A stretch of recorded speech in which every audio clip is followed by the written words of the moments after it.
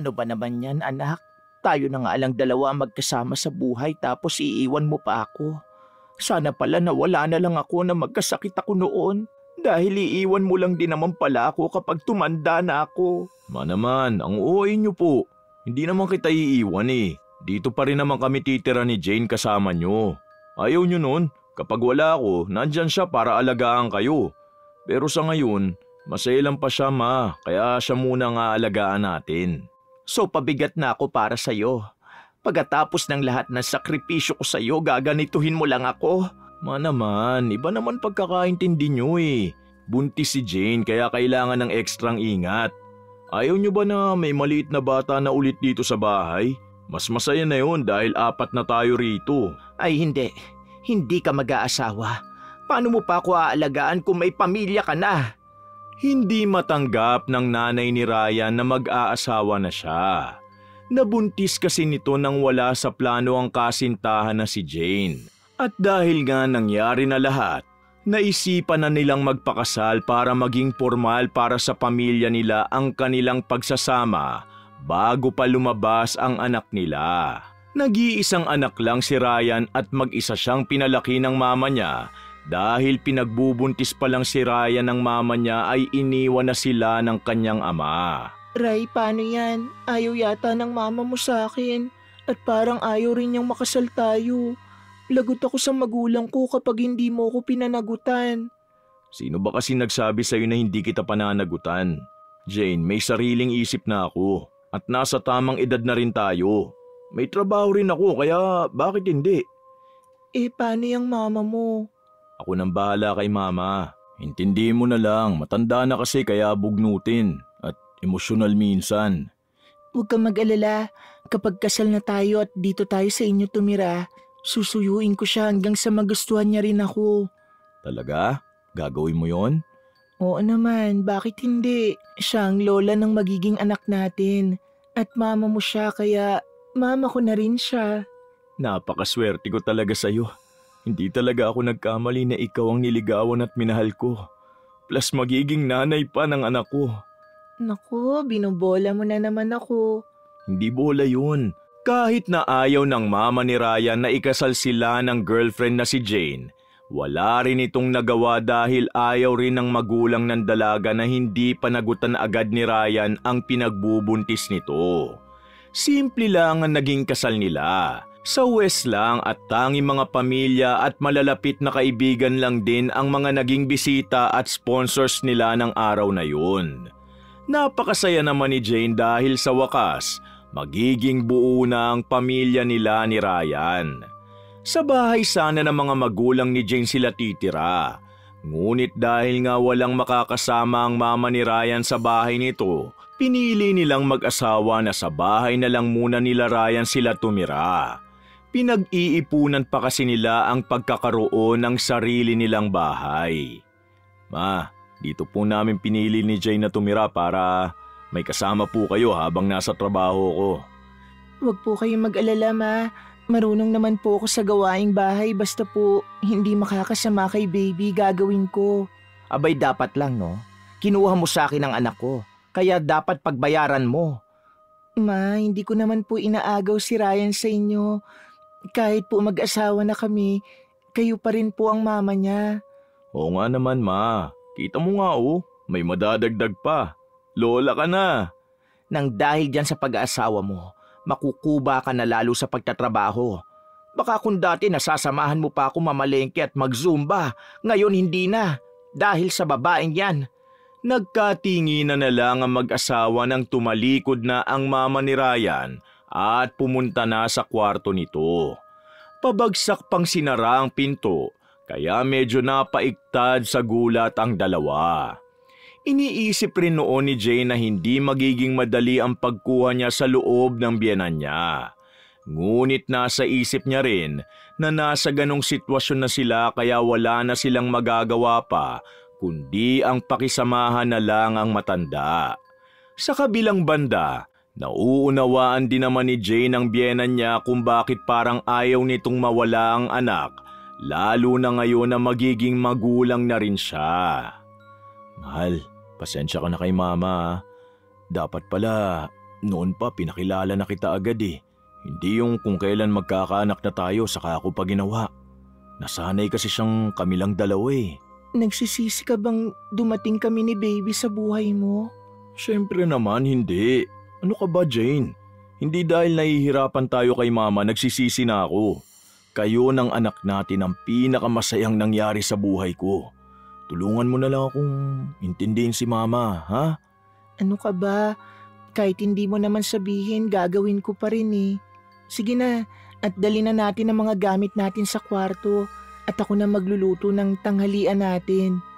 Hindi lumabas ng kwarto ang biyena ni Jane mula nang dumating sila. Kaya naisipan niyang magluto upang kahit papano ay makuha ang loob nito.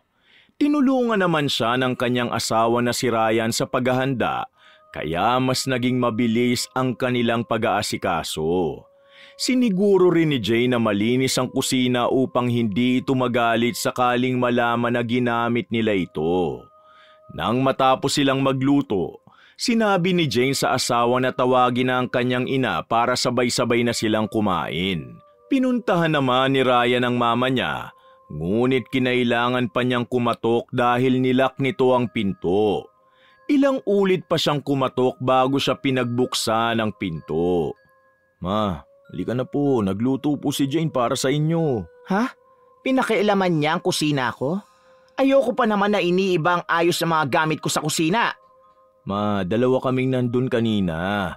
Kung wala man sa ayos yun na gusto nyo, siniguro naman niya na malinis yun para hindi raw kayo magalit. Tsaka tumulong ho ako magluto. Sasama loob ko kapag hindi kayo kumain. O siya, sige na nga, kakain na ako para sa'yo. Ayoko nag-aalala ka sa akin eh. Ayun, bait naman ng mama ko. Tara na po. Sa unang pagkakataon ay sabay-sabay silang tatlong kumain. Panay naman ang kwento ni Jane ng kung ano-ano para gumaan ang aura habang kumakain sila. Ngunit hindi naman nakikinig ang biyena niya. Kita sa mukha nito ang kawalan ng interes sa mga sinasabi ni Jane. Pagkatapos ng hapunan, tinulungan si Jane ng asawa sa pagliligpit. Ngunit pinigilan sila ng matanda lalo na si Jane. Sila na lang daw ng anak niyang si Ryan ang magliligpit dahil baka raw mabasag niya pa ang mga plato na regalo pa ni Ryan sa kanya. Nginitian naman ni Ryan ang asawa at sinabihan na magpapahinga na lang siya sa kwarto nila. Nang matapos, pumasok na rin si Ryan sa kwarto nilang mag-asawa. Ang sarap ng luto mo, mahal. Nagustuhan din ni Mama. Talaga? May sinabi ba siya tungkol sa akin? Kilala ko si Mama kapag gusto niya ang pagkain. At tungkol sa'yo naman, wala naman siyang ibang sinabi kundi baka raw maitsapwera na siya rito sa bahay. Ay, kung ano-ano na talaga ang iniisip ng mama mo. Kaya nga eh. Kaya lang naman siguro siya ganyan kasi buong buhay niya sa akin na umikot eh. Hindi na nga siya nag-asawa ulit at baka raw alipustahin ako at baka mawalan siya ng oras sa akin. Sobrang mahal ka lang talaga ng mama mo kaya siya nagkakaganyan. Baka nga ako rin maging ganyan pagdating sa anak natin. O mas sobra pa. Ay naku, wag naman. Pero wag ka mag-alala. Kasama mo naman ako sa pagpapalaki sa kanya eh. Salamat Ryan ha. At pinaninindigan mo kami ng anak mo. Ang hindi nagawa sa amin ng papa ko, gagawin ko sa anak ko. Kung hindi man pinalad si Jane sa kanyang biyenan, masasabi naman niyang bumawi ang tadhana sa pagkakaroon niya ng isang mabuting asawa. Ni hindi nga niya maalala kung kailan sila nag-away dahil alam palagi ni Ryan kung paano siya pakakalmahin kapag galit na siya. Marahil ay dala na rin sa kung paano pinalaki si Ryan ng mama niya. Kaso nga lang pakiramdam ni Jane, itinuring siyang kaagaw ng biyenan niya kay Ryan, imbis na anak din ang maging turing sa kanya. Mabilis na lumipas ang mga buwan at unti-unti nang lumalaki ang tiyan ni Jane. Hindi na magkasya ang mga dati niyang damit. Isang araw, habang nasa kusina si Jane at tumutulong sa pagluluto ng biyena niya, dumating naman ang asawa niya galing trabaho. Doon ay naglambing siya sa asawa na ibili ng mga bagong damit. Aba, Ang gaganda naman ng mga cook dito. O anak, kumusta sa trabaho? Ayos lang naman po, ma. Mano po? Kaawaan ka ng Diyos. Ryan, Han, pwede bang bilan mo ko ng maternity dress? Hindi na kasi kasya mga damit ko eh. Naiipit ng tiyan ko. Damit mo na nga tong suot ko ngayon, no? Oo, sige. Sa sahod ko mamimili tayo. Tapos, uunti-untiin na rin nating bilhin ng mga gamit ni baby. Para hindi mabigat sa bulsa. Naku, salamat mahal ah. Anak, yung duster ko paulit-ulit na rin. May butas na nga to oh.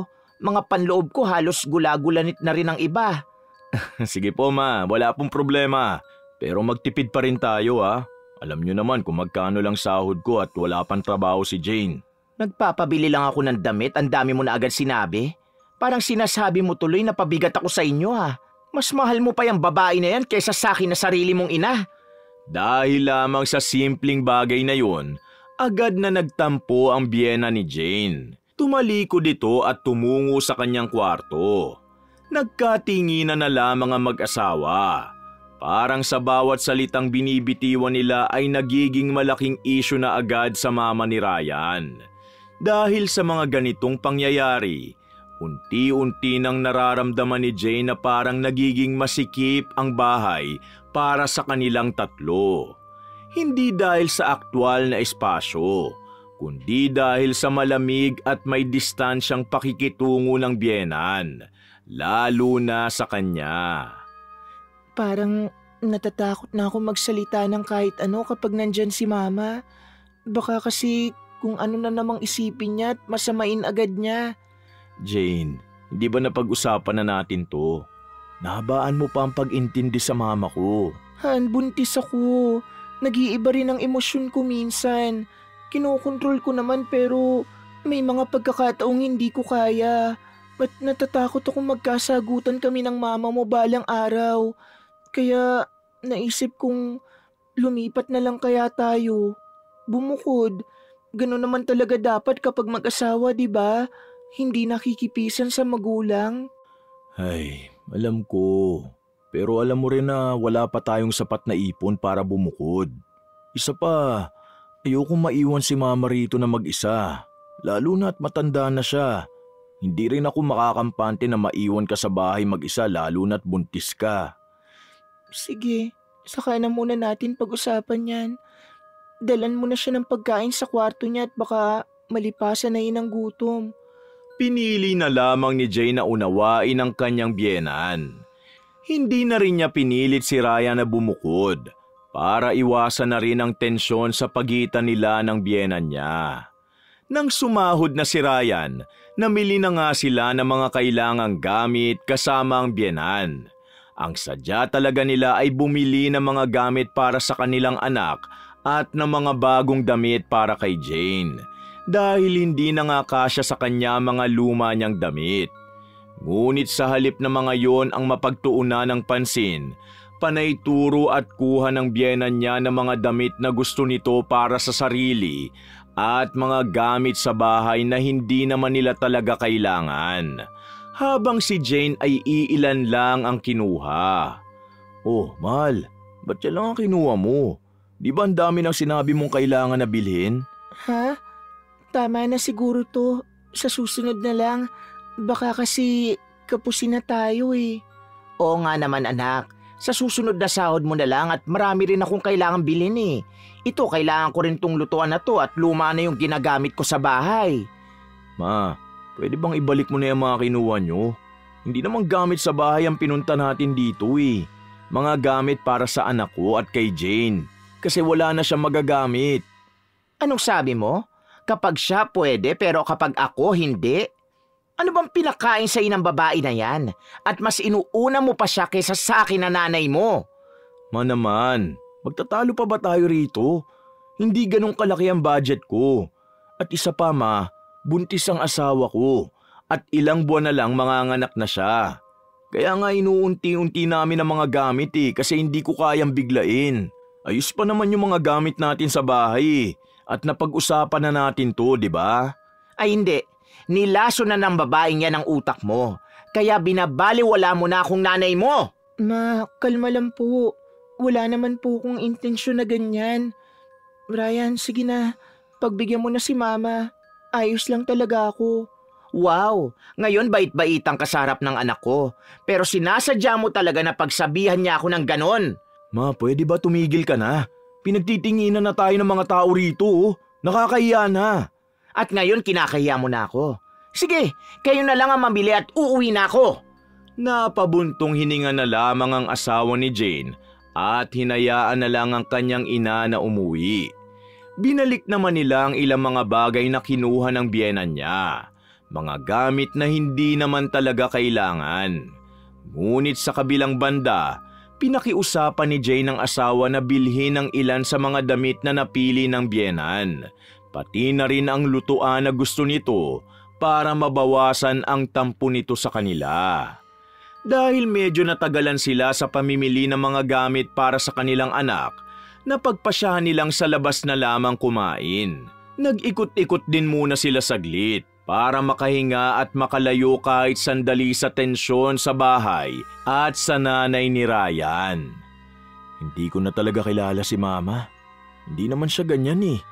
Kapag nga dati may mga kaibigan ako na pumupunta sa bahay o sinasamahan, hindi naman siya ganyan. Iba kasi ang sitwasyon na yon, Han, sa sitwasyon natin ngayon.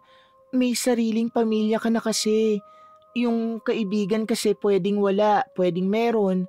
At mama mo pa rin ang masusunod. At siya pa lang ang priority mo nun. Ngayon kasi nandito na ako at yung magiging anak natin. Alam ko naman yun. Hindi ko naman siya pinapabayaan o isinasantabi. Pinipilit ko nga maging pantay sa inyo. Mabuti nga at malawak ang pangunawa mo eh. Siguro kung kagaya ka rin niya mag-isip, nako, nabaliw na siguro ko. Hindi ko na nga alam ang gagawin ko minsan eh. Kaya nga asawa ko, di ba? Para akong unang mas makakaunawa sa'yo. Salamat talaga, Jane ha. Sa bawat araw na dumaraan, lalong nararamdaman ni Jane na hindi talaga siya gusto ng ina ni Ryan. Kahit pahirap na siyang kumilo sa bahay dahil sa lumalaking tiyan at pananakit ng kanyang balakang, pinipilit pa rin niyang tumulong sa mga gawain. Kapag may mga pagkakataong pinapaalis siya ng biyenan kapag nais niyang tumulong, pinipili na lamang niyang gumawa ng ibang bagay. Inuunawa na lamang niya ang pagsusungit nito. Isang araw, bigla na lamang sumakit ang tiyan niya sa may bandang puson. 6 na buwan pa lamang ang kanyang dinadala noon. Aakyat na sana siya sa itaas para magpahinga sa kwarto nang biglang dumating ang biyenan niya galing sa grocery at tinawag siya nito. Oy, saan ka pupunta? Matutulog ka na naman? Bawal sa buntis yung tulog ng tulog. Wala ka nang ambag dito sa bahay, puro ka patulog. Ma, sumasakit po kasi ang tiyan ko eh. Banda sa may puson po. Nako, kabag lang yan. Maglakad-lakad ka kasi. Halika, tulungan mo ko magbuhat ng mga pinamili ko at hindi ko kayang ako lang to. Pero masama po talaga ang pakiramdam ko eh. Pwede ba, Jane? Huwag mo nga ako inaartihan. Hindi nga ako ganyan nung buntis ako kay Ryan eh. At ako lang mag-isa. Ay nako, mga babae talaga sa panahong to ang tatamad. Puro asa sa asawa at biyenan. Para matigil na ang kabubunganga ng biyenan, sinunod na lang ni Jane ang utos nito. Marami ang pinabuhat sa kanya at puro mabibigat pa. Hindi niya alam kung sinasadya ba ng biyenan niya na bagalan ng kilo sa paghahakot para siya lang ang kumuha ng iba o hindi. Nang matapos ang lahat, umakyat na siya sa kwarto para magpahinga na. Matapos ang pagbubuhat na ginawa ni Jane, lalong sumakit ang puso niya. Biglang naramdaman din niyang may tumataga sa hita niya. Nang makita niyang dugo ito, napasigaw siya. Sakto namang dumating si Ryan na nataranta rin nang makitang dinudugo na siya. Dahil dito ay agad na siyang sinugod ng asawa sa ospital. Ryan, kumusta ang anak natin? Ligtas na siya. Pero sabi ng doktor, mas kailangan mo magdoble ingat hanggat hindi pa lumalabas si baby. Kasi masailan daw ang kondisyon mo eh. Ano ba kasi nangyari? Sumasakit kasi yung bandang puson ko. Aakyat na sana ako sa kwarto para sana ipahinga na lang eh. Pero dumating si Mama galing sa pamimili at pinatulong ako magbuhat. Ano? Buntis ka, Jane. Hindi pwede magbuhat ng mabibigat. Marami kasi yun kaya tinulungan ko na. Teka, hindi mo ba sinabi sa kanya na masama ang pakiramdam mo? Sinabi ko naman kaso sabi niya baka kabag lang daw at kailangang ilakad para mawala. Kakausapin ko mamaya si Mama pag uwi. Han, wag na. Baka magtalo na naman kayo ng dahil sa akin. Mas lalong lalayo ang loob ng mama mo. Alam mo namang nagsiselos na yun sa akin sa'yo eh. Pero hindi naman kasi pwede na hayaan ka na lang niya at ang anak nating mapahamak dahil lang sa hindi ka pa niya matanggap. Pinangako ko sa magulang mo na aalagaan kita. Sigurado magagalit ang mga yun sa akin kapag nalaman na nangyari sa'yo. Hindi naman ganun ang pamilya ko, Ray. Ako nang bahala. Basta wag mo nalang aawayin ng mama mo dahil sa akin. Ang mahalaga, ayos na kami ng anak mo. Tumango na lamang si Ryan sa sinabi ni Jane. Nalaman na rin ng pamilya ni Jane ang nangyari sa kanya. Kaya't lumuwas ang ate niya para may magbantay sa kanya kapag nasa trabaho ang asawa na si Ryan. Hindi na sinabi ni Jane sa ate niya ang pakikitungo ng biyenan niya sa kanya para maiwasan na rin ang kung anumang gulo. Hindi rin dumalaw ang mama ni Ryan dahil ayaw raw nito sa amoy ng ospital. Nang makauwi na si Jane, bumalik na rin ang ate niya sa probinsya. Tahimik lang ang biyenan niya ng mga sumunod na araw. Ngunit pinili na lamang ni Jane na wag na itong gawing issue at hayaan na lang. Han, may gusto ka bang kainin? Wala ka bang cravings ngayon? Gusto ko sana ng Japanese food o Korean food. Yung maanghang. Aba, baka maging singkit yung anak ko paglabas niya na.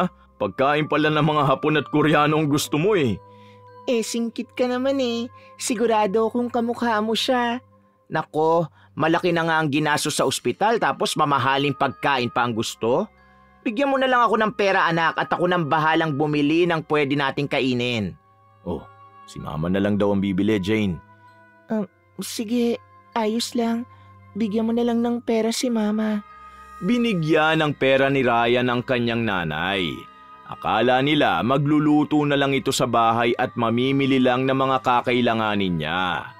Ngunit nang bumalik siya, ang dala ay isang kahon ng pizza, isang bucket ng piniritong manok, cake at mga soft drinks pang kasama. Mga pagkain na bawal lahat kay Jane. Naman, bakit yan ang mga binili mo?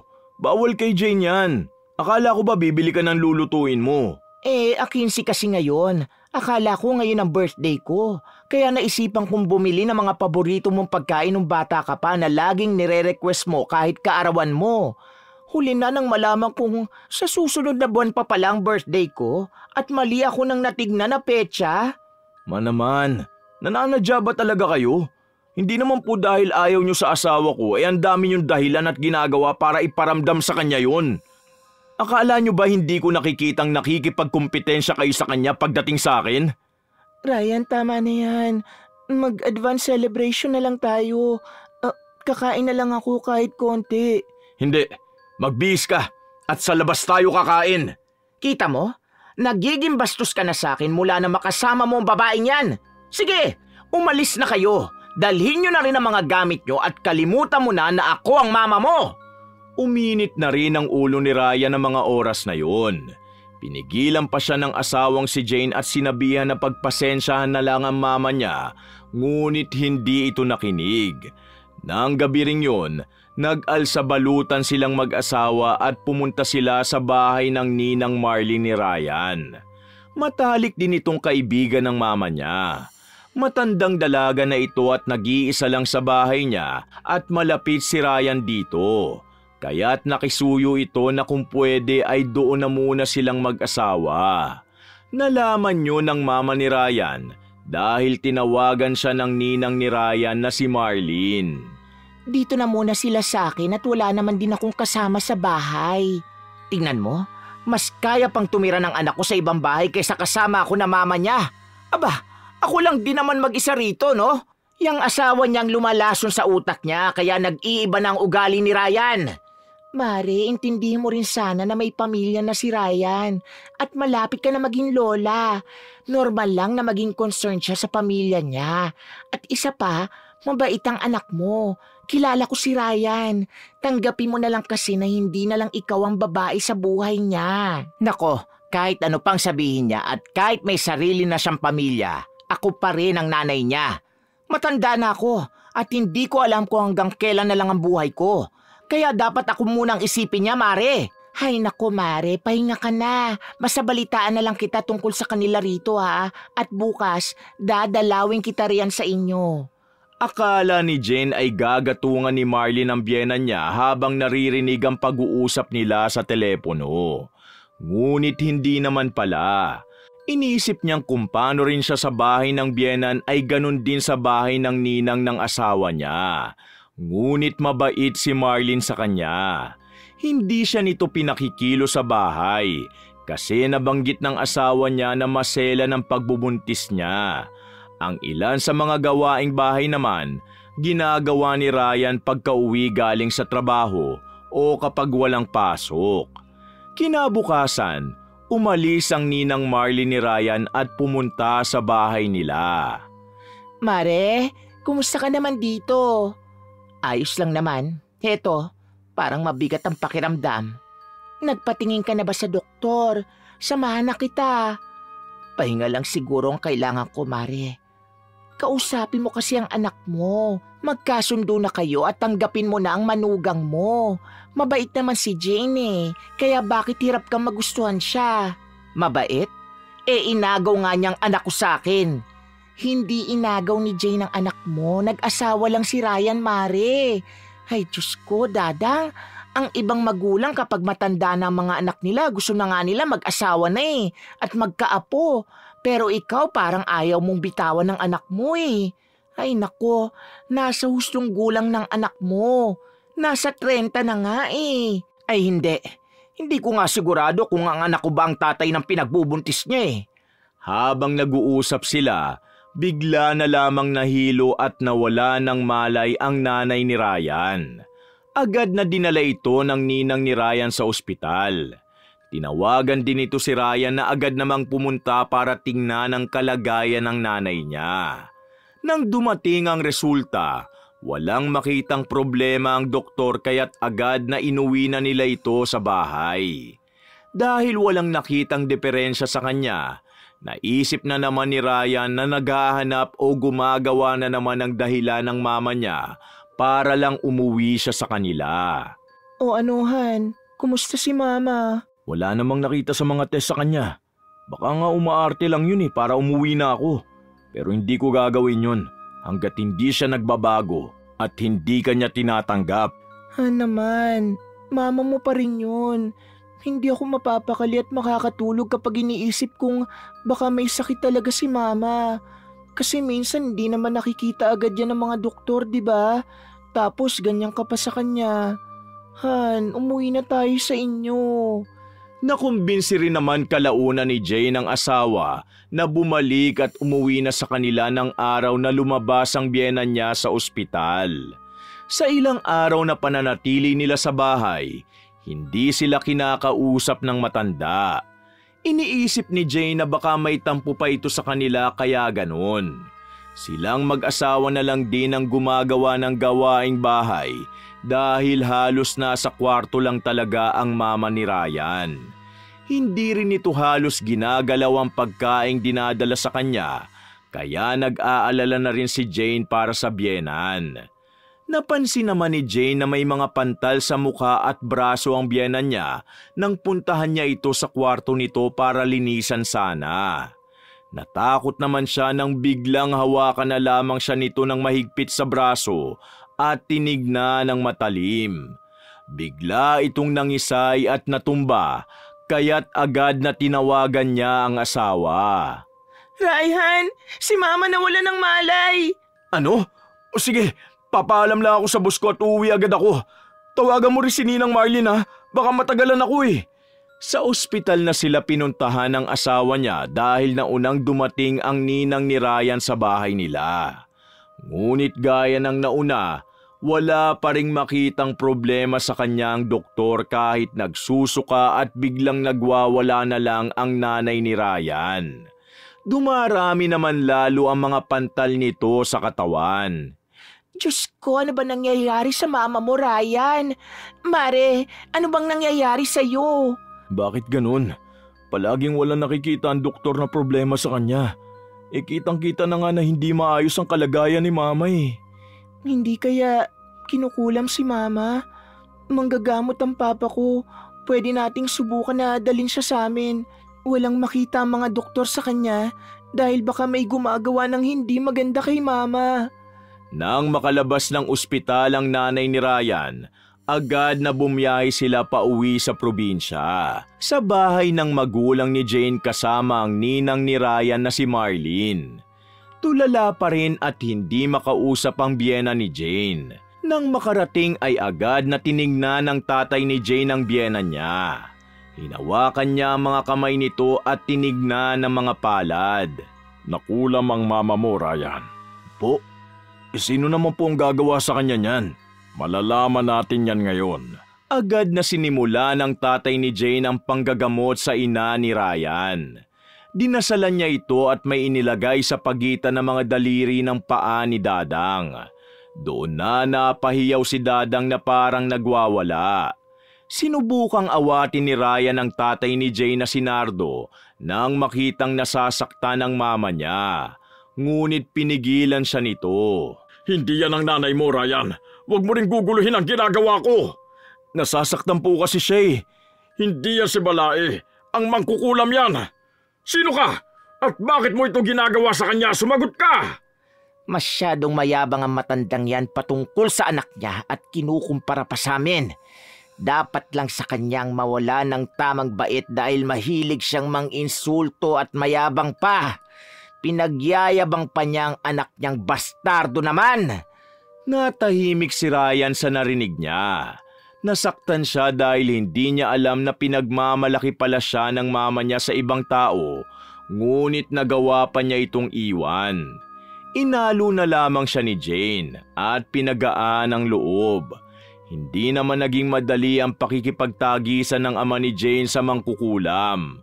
Ngunit nagawa nitong baliin ang kulam na ginawa nito kay Dadang. Isang linggong nanatili sina Jane sa bahay ng magulang niya bago nila nakausap ng maayos ang ina ni Ryan. Ma, kain na po kayo. Nagkatay po sila tatay ng native na manok. Sabi ko gawing tinola kasi paborito niya raw, sabi ni Ryan, ng native na sinabawang manok eh. Jane anak, patawarin mo ko sa inasal ko sa iyo ha. Pati sa apo ko humihingi ako ng tawad dahil hindi ako naging mabuting lola sa kanya. Ma, naiintindihan ko po kayo. Mag-isa niyong pinalaki si Ryan at nag-iisang anak pa. Kaya naiintindihan ko ang takot at pangamba sa puso niyo. Pero tandaan niyo ma, hindi kami lalayo sa inyo. Kahit saan kami kasama kayo. Kaya sana po matanggap niyo na rin po ako. Kami ng anak ko. Aba, mukhang bati na ang dalawang pinakamagandang babae sa buhay ko ah. Ako lang naman ang may problema anak eh. Sana mapatawad mo pa si mama. At bakit naman po hindi? Pasensya na rin po kayo at natiis ko po kayo. Pero ngayon ma, hindi na kami mawawala ni Jane sa tabi nyo. Pero huwag nyo na pong pakainin ang bawal ang asawa ko ha. Kawawa po ang apo nyo. Oo, hindi na. Oh, kumusta na ang pakiramdam mo, Balae? Mabuti na, Balae. Salamat sa tulong mo at ng anak mo. Napakaswerte namin ng anak ko at naging parte kami ng pamilya nyo. Ang bubuti nyo, lalo na ang anak nyong si Jane. Ganun talaga. Sino pa bang magtutulungan kundi tayong pamilya lang din? Natanggap na rin ni Dadang ang manugang niya at naintindihan na niyang hindi habang buhay ay siya ang masusunod sa buhay ng anak na si Ryan. Nang manganak si Jane, siya mismo ang nag-alaga sa dalawa. Halos ayaw pabitiwan ng apo sa sobrang pagkagiliw nito. Mula noon ay hindi na nagkaroon pa ng hidwaan sa pagitan ni Jane at ng biyenan niya. Hindi na rin pinakikialaman ni Dadang ang mga plano at desisyon ng mag-asawa, maliban na lang kung hindi ito nakabubuti para sa kanila. Sa paglipas ng mga araw, lalo pang naging maganda ang samahan nila sa bahay. Nagbibigayan at iniintindi nila ang bawat isa. Dahil doon, mas dumami ang biyayang pumapasok sa kanilang tahanan. At dahil totoo na ang turingan sa isa't isa at wala ng toxic sa kanilang bahay, mas naging magaan ang kanilang buhay. Ang kanilang tahanan ay puno palagi ng tawanan at pagmamahalan. Masarap mabuhay kung wala kang kaalitan at walang naiinggit sa'yo. Wala nang masasaya pa sa mga pusong puno ng pagmamahal at buhay na tahimik at payapa. Wakas!